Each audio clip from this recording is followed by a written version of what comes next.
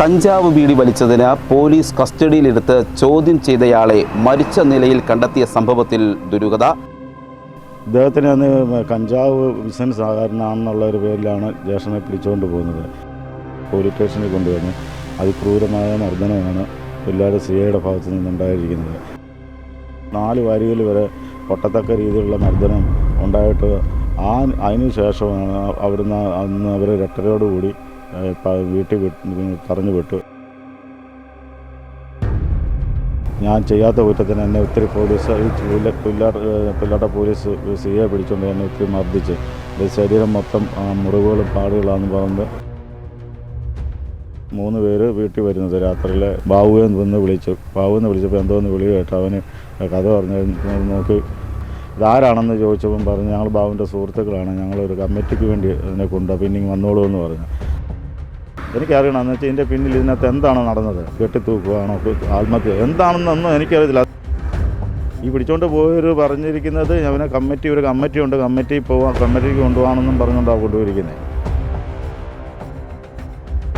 സാധാ പെറ്റി കേസിൻ്റെ രീതിയിൽ എടുക്കേണ്ട ഒരു കേസിന് പിടിച്ചുകൊണ്ട് പോയി ക്രൂരമായ ആരുടെയോ വാക്കിൻ്റെ പുറത്ത് മർദ്ദിച്ച് അതിൻ്റെ നട്ടൽ വരെ പൊട്ടത്തക്ക രീതിയിൽ മർദ്ദിക്കണമെന്നുണ്ടെങ്കിൽ ഈ സിഐക്ക് എന്താ ഇതിനകത്തുള്ള പങ്കെന്നുള്ളത് എനിക്കിവിടെ അറിയാം. നമസ്കാരം.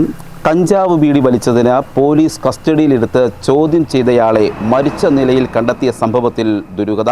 പത്തനംതിട്ട ജില്ലയിലെ കോയിപ്രം വരയന്നൂർ മുട്ടപ്പള്ളി കോളനിയിൽ വാലുപറമ്പിൽ KM സുരേഷ് എന്ന 58 വയസ്സുകാരനെയാണ് കോന്നിയിൽ വെച്ച് മരിച്ച നിലയിൽ കണ്ടെത്തിയത്. ഇയാളുടെ വീട്ടിൽ നിന്നും 38 കിലോമീറ്റർ അകലെ കോന്നി പോലീസ് സ്റ്റേഷൻ്റെ പരിധിയിൽ ഇളകൊള്ളൂർ പാലം ജംഗ്ഷന് സമീപമുള്ള സ്വകാര്യ വ്യക്തിയുടെ മാങ്കോസ്റ്റിൻ തോട്ടത്തിലാണ് ഈ ഇദ്ദേഹത്തെ മരിച്ച നിലയിൽ കണ്ടെത്തിയത്.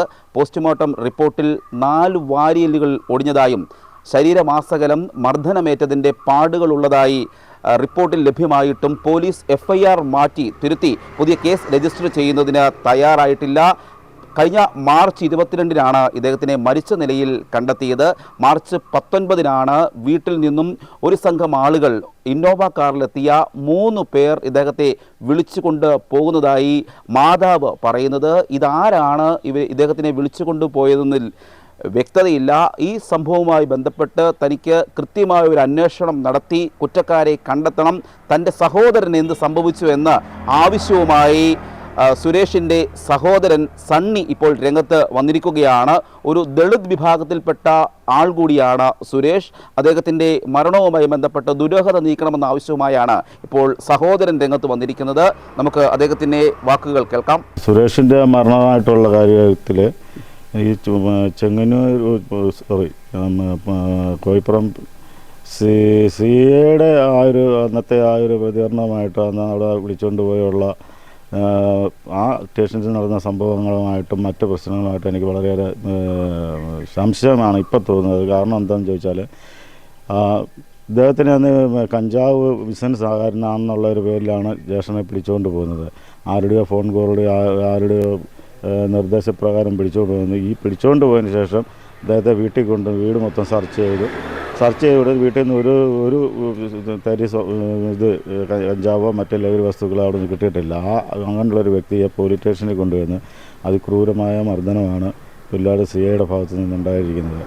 ആ മർദ്ദിച്ച് അതിന് ശാരീരിക മാസോരമുള്ള മുറിവുകളും അടിയുടെ പാടുകളും പൊട്ടലും 4 വാരികൾ വരെ പൊട്ടത്തക്ക രീതിയിലുള്ള മർദ്ദനം ഉണ്ടായിട്ട് അതിന് ശേഷമാണ് അവിടുന്ന് അന്ന് അവർ രട്ടരോടുകൂടി വീട്ടിൽ പറഞ്ഞു വിട്ടു. അദ്ദേഹത്തിൻ്റെ വണ്ടി പിടിച്ച് അവിടെ സ്റ്റേഷനിൽ വെച്ച് അതിൻ്റെ അന്ന് അവിടുന്ന് 8:30-9 മണിയാകുമ്പം ഈ സഹോദരൻ വീട്ടിൽ വന്നതിന് ശേഷം പിറ്റേ ദിവസം പോലീസ് സ്റ്റേഷനിൽ ചെല്ലണമെന്ന് എന്തോ നിർദ്ദേശപ്രകാരം രാവിലെ അദ്ദേഹം സ്റ്റേഷനിൽ ചെന്നേച്ച് അന്ന് അത് നേരെ വണ്ടി ഓടിച്ചുകൊണ്ടിരുന്ന ആളുടെ ഓണറുടെ വീട്ടിൽ ചെന്ന് അവിടെ ചെന്ന് കരഞ്ഞ് ഇതുപോലെ അവരോട് പറഞ്ഞ് ഞാൻ ചെയ്യാത്ത കുറ്റത്തിന് എന്നെ ഒത്തിരി പോലീസ് പുല്ലാട്ട പോലീസ് സിയെ പിടിച്ചുകൊണ്ട് എന്നെ ഒത്തിരി മർദ്ദിച്ച് ശരീരം മൊത്തം മുറിവുകളും പാടുകളാണെന്ന് പറഞ്ഞ് അവരുടെ അടുത്ത് കരഞ്ഞ കാര്യങ്ങൾ ഇതുപോലെ പറഞ്ഞ് ഞാൻ ചെയ്യാത്ത എൻ്റെ കുഞ്ഞുങ്ങളെ തൊട്ട് ഞാൻ സത്യം ചെയ്തതാണ്.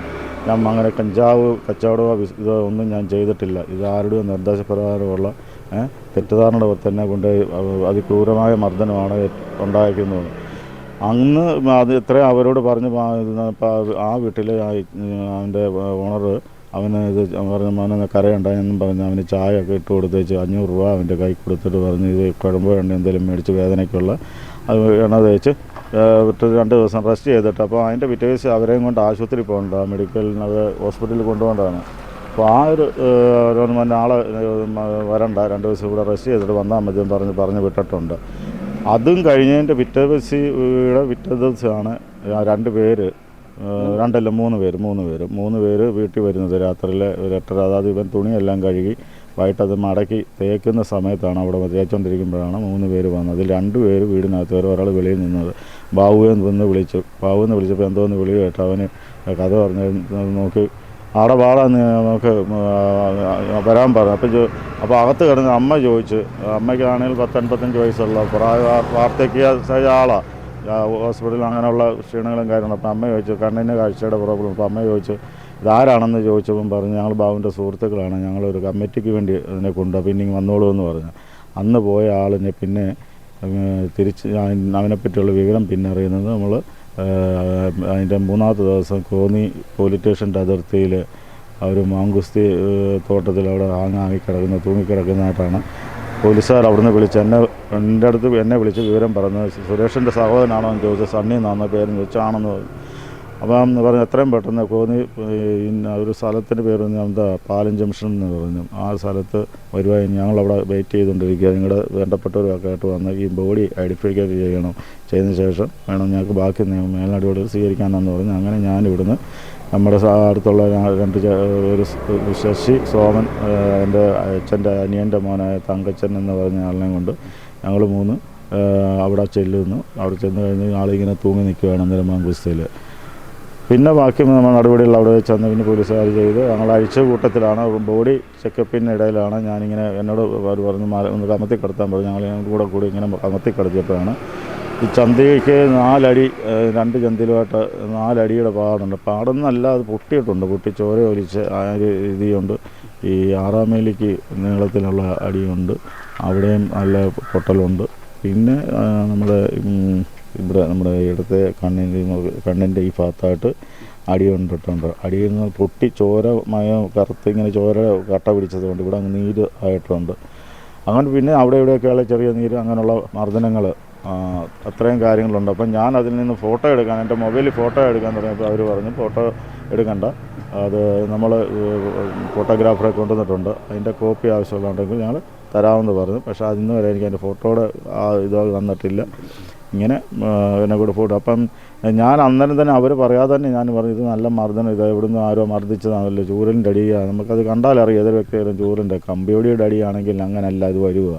അപ്പോൾ ഇത് ചൂരലിൻ്റെ നല്ല ആയുള്ള മർദ്ദനമാണ്. ആ അടിയും ഇതും എല്ലാം ഉണ്ട്. അങ്ങനെ 4 പൊട്ടലുണ്ട് ഒരു വാരിയലിന്.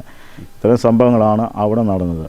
അപ്പോൾ എനിക്കിതിനകത്ത് അറിയാനുള്ളത് എന്താണെന്ന് ചോദിച്ചാൽ ഇതിനകത്ത് ഒരു ക്രിമിനൽ അല്ലെങ്കിൽ ഒരു കഞ്ചാവ് ലഹരി വസ്തുക്കൾ കച്ചവടമോ ബിസിനസ് ചെയ്യുന്ന ഒരു വ്യക്തിയെ പിടിച്ചാൽ അവൻ്റെ കയ്യിൽ നിന്ന് ഒരു തരി ഇതെങ്കിലും ലഹരി വസ്തുക്കളെങ്കിലും കാണണ്ടേ.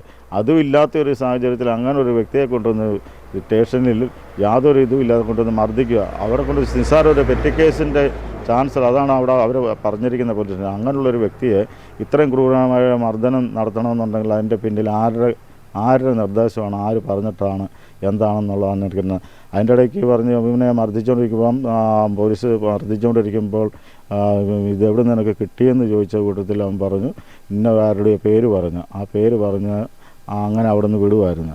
ഇതിൻ്റെ എല്ലാം സത്യസന്ധമായ കാര്യങ്ങൾ പുല്ലാട് CIക്ക് അറിയാം. CIക്കാണ് ഇതിൻ്റെ രഹസ്യങ്ങൾ എന്താണ് ആരെയാണ് പുള്ളി ഈ കഞ്ചാവിൻ്റെ കേസ് അല്ലെ പുള്ളി ആരാണ് വിളിച്ചു പറഞ്ഞത്, ഇതൊക്കെ അന്വേഷിക്കേണ്ടതായ കാര്യങ്ങളാണ്. നമ്മളിപ്പോൾ ഒരു ഇത്രയും നമ്മൾ അങ്ങോട്ട് ഇത് പറയുമല്ല, പക്ഷേ നമ്മൾ നിയമപരമായ രീതിയിൽ അന്വേഷണം നടത്തുന്ന ഒരു മാധ്യമങ്ങളായാലും സർക്കാരിൻ്റെ ഭാഗത്തു നിന്നായാലും സത്യസന്ധമായ ഒരു അന്വേഷണം വേണമെന്ന് മാത്രമാണ്. അതൊന്ന്. രണ്ടാമത് അവിടെ നിന്ന് ഇവനെ പിടിച്ചുകൊണ്ട് മൂന്നാമത്തെ ദിവസം അവിടെ നിന്ന് രാത്രി വന്ന് വീട്ടിൽ നിന്ന് പിടിച്ചുകൊണ്ട് പോകുന്നവരാരാണെന്നുള്ളത് അറിയണം. 24 മണിക്കൂറും കയ്യിൽ ഫോണുള്ള വ്യക്തിയുടെ ഫോണ് പുല്ലാട് പോലീസ് സ്റ്റേഷനിൽ ചെന്നതിന് ശേഷം ഫോൺ അവൻ്റെ മിസ്സായിട്ടുണ്ട്. ആ ഫോൺ എവിടെ മിസ്സായെന്നുള്ള കാര്യങ്ങൾ എനിക്കറിയണം. പിന്നെ ഇത്രയും കോയിപ്പുറം സ്റ്റേഷൻ്റെ അതിർത്തിയിലും ഈ നാടിലും ഇത്രത്തോളം ഒരു ആൾ മരിക്കണമെന്നോ ആത്മഹത്യ ചെയ്യണമെന്ന് ആഗ്രഹിക്കുന്നവർ ഈ അങ്ങ് ഇവിടുന്ന് ദൂരെ ഇത്രയും 30-38 കിലോമീറ്റർ ദൂരെ പോയി ആത്മഹത്യ ചെയ്യേണ്ട യാതൊരു കാര്യവുമില്ല. അപ്പോൾ ഇതിൻ്റെയൊക്കെ ആ ദുരൂഹത എവിടെ നിന്ന് എന്താണെന്നുള്ളത് എനിക്കൊന്ന് വ്യക്തമായി അറിയുക എന്നുള്ളതാണ് എനിക്കറിയണം. എന്ന് വെച്ചാൽ ഇതിൻ്റെ പിന്നിൽ ഇതിനകത്ത് എന്താണ് നടന്നത്, ഇതിൻ്റെ ആരാണ് ഇതിനകത്ത് പിന്നിൽ ഇതിൽ നിന്ന് ഈ ഇത്രത്തോളം ഒരു വീട്ടിൽ നിന്നുകൊണ്ട് ഒരു മനുഷ്യനെ വിളിച്ചുകൊണ്ട് പോയി ഇത്രത്തോളം ക്രൂരമായ ഒരു പ്രവൃത്തി ചെയ്തിട്ടുണ്ട്, കെട്ടിത്തൂക്കുകയാണോ, ആത്മഹത്യ എന്താണെന്നൊന്നും എനിക്കറിയത്തില്ല. അതെല്ലാം അന്വേഷണത്തിൽ നിന്ന് എനിക്ക് സത്യസന്ധമായ രീതിയിലൊരു അന്വേഷണം നടത്തിയതിന് ഇതുവരെ ഫോൺ എവിടെയാണെന്ന് നിങ്ങളോട് പറഞ്ഞിട്ടില്ല പോലീസ്? ഇപ്പോൾ വരെ ഒന്നുമില്ല. അവരുടെ കയ്യിലൊന്നും ഫോണില്ലെന്നാണ് പറയുന്നത്. ഈ ഡാൻസ് സംഘമാണ് വീട്ടിൽ വന്നെന്ന് ഇങ്ങനെ പറയുന്നു. അപ്പോൾ അതിനെപ്പറ്റിയുള്ള എന്തെങ്കിലും നിങ്ങൾക്ക് വിവരം കിട്ടിയിട്ടുണ്ടോ? അങ്ങനെ വരുവാണെങ്കിലും എങ്ങനെ വരും, നമ്മളൊരു സത്യസന്ധൻ നമുക്ക് അറിയാമല്ലോ. ഒരു എൻ്റെ സുഹൃത്തുക്കളായവരുള്ളവരുണ്ട്, വക്കീലന്മാരുണ്ട്, കൂട്ടുകാരന്മാരായ പോലീസുകാരുണ്ട്. അവർ പറയുന്നത് എത്ര രഹസ്യാന്വേഷണ ഏജൻസികളാണെങ്കിലും അവരൊരു പ്രതിയെ പിടിക്കാൻ ചിലപ്പം പല വേഷത്തിൽ പല രൂപത്തിൽ ചെല്ലും. പക്ഷേ അവരെ പിടിച്ചു കഴിയുമ്പോൾ ഞാൻ ഇന്ന പോലീസ് സ്റ്റേഷനിൽ നിന്ന് വന്ന ഇന്ന ഓഫീസറാണ്, അല്ലെങ്കിൽ ഇന്ന എക്സൈസിൽ നിന്ന് വന്ന ഇന്ന എക്സൈസ് ഓഫീസറാണ് എന്നവർ വ്യക്തമായിട്ട് അവർ ഐഡൻറ്റിറ്റി പറയും. അല്ലാതെ ചുമ്മാ രാത്രി വന്ന് 2-3 പേര് വന്ന് പിടിച്ചുകൊണ്ട് പോയിട്ട് അത് ഒന്നും പറയാതെ പിടിച്ചുകൊണ്ട് പോവല്ല. ഈ പിടിച്ചുകൊണ്ട് പോയവർ പറഞ്ഞിരിക്കുന്നത് അവനെ ഒരു കമ്മിറ്റി ഉണ്ട്, കമ്മിറ്റിക്ക് കൊണ്ടുപോകണമെന്നും പറഞ്ഞുകൊണ്ടാണ് കൊണ്ടുപോയിരിക്കുന്നത്. അപ്പോൾ ഇത് ഇന്ന അന്വേഷണ ഡിപ്പാർട്ട്മെൻറ്റുകാർ അവരെ രഹസ്യാന്വേഷണമാണെന്ന് പറഞ്ഞാൽ അവരെന്തുകൊണ്ട് പിന്നെ അവനെ ഐഡൻറ്റിറ്റി കാണിച്ചില്ല? അങ്ങനെ ഒരു കാര്യം അവർ പറയുന്നില്ലല്ലോ. ഐഡൻറ്റിറ്റി കാണിച്ചിട്ടില്ല. അങ്ങനെ കാണിച്ചിട്ടുണ്ടെങ്കിൽ ആ ഓഫീസർമാർ ആരാണ്? ഇതിനൊക്കെ നമുക്ക് വ്യക്തമായി അറിയണ്ടേ. ഇദ്ദേഹം ലഹരി സ്ഥിരമായിട്ട് ഉപയോഗിക്കുന്ന ഒരാളായിരുന്നോ? ഇദ്ദേഹം ലഹരി സ്ഥിരമായിട്ട് ഉപയോഗിക്കുന്ന ആളല്ല, മദ്യം അങ്ങനെ ഉപയോഗിക്കുന്ന വ്യക്തിയല്ല. ഇദ്ദേഹം ഇതുപോലെ ഓട്ടമുള്ള സമയങ്ങളിൽ, ഓട്ടം എന്ന് പറഞ്ഞാൽ 1-2 ദിവസങ്ങളൊക്കെ ഓട്ടമുള്ളപ്പോൾ ഉറക്കളിച്ചാൽ ഓട്ടങ്ങൾ അങ്ങനെ ഉള്ള സമയങ്ങൾ അതവൻ പറഞ്ഞിട്ടുണ്ട്. ഞാൻ ഒരു ബീഡി മേടിച്ചു. അപ്പം ഞാൻ ചോദിച്ചിട്ടുണ്ട്, നിനക്ക് ഇത് എവിടെ നിന്നാണ് ബീഡി കിട്ടുന്നത്? ഓ, അത് നീ അറിയണ്ട, അവിടെ പിള്ളാട്ടുള്ള എൻ്റെ ഒരു കൂട്ടുകാരൻ്റെ മേടിക്കുന്നതാണെന്ന് പറഞ്ഞു. അപ്പോൾ ആ ഒരു രീതിയിൽ അതൊരു ബീഡിയായിട്ടാണ് മേടിക്കുന്നത്, അവൻ്റെ കയ്യിൽ നിന്ന് മേടിക്കുന്നത്. അത് വലിച്ചു കഴിഞ്ഞാൽ അത് കാര്യം കഴിഞ്ഞു. ഇങ്ങനെയാണ്. അപ്പോൾ ഇത്രയും ഉള്ള കാര്യമാണെങ്കിൽ അത് സത്യസന്ധമായുള്ള കാര്യങ്ങൾ. അപ്പോൾ ഈ സ്റ്റേഷനിലും അവനെ മർദ്ദിക്കുമ്പോഴും ഈ CI ചോദിച്ചിട്ടുണ്ടെന്ന് പറഞ്ഞു, ഇതിനൊക്കെ എവിടെ നിന്നാണ് കിട്ടുമെന്ന് പറഞ്ഞപ്പോൾ അവൻ ആ പേര് പറഞ്ഞിട്ടുണ്ട്. പറഞ്ഞു ആ പേര് പറഞ്ഞിട്ടുണ്ട്, ഇന്ന ആളാന്ന് പറഞ്ഞിട്ട്. ആ ആളാന്ന് ആരാന്ന് CIക്ക് അറിയാം. ആ ആൾ അവന് ബിസിനസ് ഉള്ളവനാണെന്നില്ല എന്നൊക്കെ പിള്ളേർ CIക്ക് അറിയാം. CI കണ്ടുപിടിക്കട്ടെ ആൾ. പിള്ളേർ CIയുടെ മൂക്കിൻ്റെ താഴെ തന്നെ ബിസിനസ് ചെയ്യുന്നവർ ഇഷ്ടം പോലെ ഉണ്ട്. പുള്ളി പിടിക്കട്ടെ. എന്തുകൊണ്ട് നിലവിൽ നിയമ നടപടിയായിട്ട് പോലീസിനെതിരെ നിയമ നടപടി പോകണം. ഞാനിപ്പം എനിക്കിത് പോലീസിനെതിരെന്നുള്ളതല്ല, പോലീസിനെതിരില്ല. നമുക്ക് നിയമം സത്യസന്ധമായ ഇതിൻ്റെ വിവരം അറിയുക എന്നുള്ളതാണ്. പറഞ്ഞു സാർ, മരിച്ച ആൾ നമുക്ക് തിരിച്ച് കിട്ടത്തില്ല. അതൊരിക്കലും അങ്ങനെ ഉണ്ടെങ്കിൽ ലോകം എന്തായി തീർന്നതിന്. പക്ഷേ അതല്ല, ഇതിനകത്ത് ഇത്രയും നിരപരാധിയായ ഒരു സാധാ പെറ്റി കേസിൻ്റെ രീതിയിൽ എടുക്കേണ്ട ഒരു കേസിന് പിടിച്ചുകൊണ്ട് പോയി ക്രൂരമായ ആരുടെയോ വാക്കിൻ്റെ പുറത്ത് മർദ്ദിച്ച് അതിൻ്റെ നട്ടൽ വരെ പൊട്ടത്തക്ക രീതിയിൽ മർദ്ദിക്കണമെന്നുണ്ടെങ്കിൽ ഈ CIക്ക് എന്താ ഇതിനകത്തുള്ള പങ്കെന്നുള്ളത് എനിക്കിവിടെ എനിക്കെന്നല്ല, പൊതുജനത്തിനായ ആർക്കും ഞങ്ങൾ സഹോദരനായി എനിക്കും അറിയുന്നത് തെറ്റായ കാര്യമാണോ? നിലവിൽ ഇദ്ദേഹം പറയുന്നത് 2 കാര്യങ്ങളിലാണ് ദുരൂഹത. ഈ മരിച്ച സുരേഷിൻ്റെ മൊബൈൽ ഫോൺ ഇതുവരെയും ഇവർക്ക് ലഭിച്ചിട്ടില്ല, അതെവിടെയാണെന്നുള്ളൊരു വ്യക്തതയില്ല. മാത്രമല്ല രാത്രിയിൽ ഒരു ഡാൻസ് സംഘം എന്ന പേരിൽ ഇന്നോവ കാറിലെത്തിയ 3 പേർ ആരാണ്, അവരെപ്പറ്റിയുള്ള വ്യക്തമായൊരു സൂചന പോലീസ് ഇപ്പോൾ നൽകുന്നില്ല. കൃത്യമായ ഒരു അന്വേഷണം ഈ വിഷയത്തിൽ നടക്കണമെന്നാണ് പറയുന്നത്. കഴിഞ്ഞ മാർച്ച് 16-നാണ് ഈ കേസിനാസ്പദമായ സംഭവം ഉണ്ടാകുന്നത്. പിന്നീട് അദ്ദേഹത്തിനെ 22-ാം തീയതി മരിച്ച നിലയിൽ കോന്നിയിൽ കാണപ്പെടുകയായിരുന്നു. ഈ സംഭവത്തിൽ അടിമുടി ദുരൂഹതയാണ് ഇപ്പോൾ ഉള്ളത്. ഈ ദുരൂഹത നീക്കി കൃത്യമായ ഒരു അന്വേഷണം നടത്തണം. കോയിപ്പുറം പോലീസ് സ്റ്റേഷനിലെ ഉദ്യോഗസ്ഥനായ CI അദ്ദേഹത്തിനെതിരെയാണ് ഇപ്പോൾ ആരോപണം ഉയർന്നിരിക്കുന്നത്. കൃത്യമായ ഒരു അന്വേഷണം ക്രൈംബ്രാഞ്ച് ഏറ്റെടുത്ത് നടപ്പിലാക്കണമെന്ന ഒരു ആവശ്യവുമായാണ് ഇപ്പോൾ കുടുംബവും ബന്ധുക്കളും ഒക്കെ രംഗത്ത് വന്നിരിക്കുന്നത്. Cameraman ജിതിനൊപ്പം CR Shyam, Marunadan Malayali, Pathanamthitta.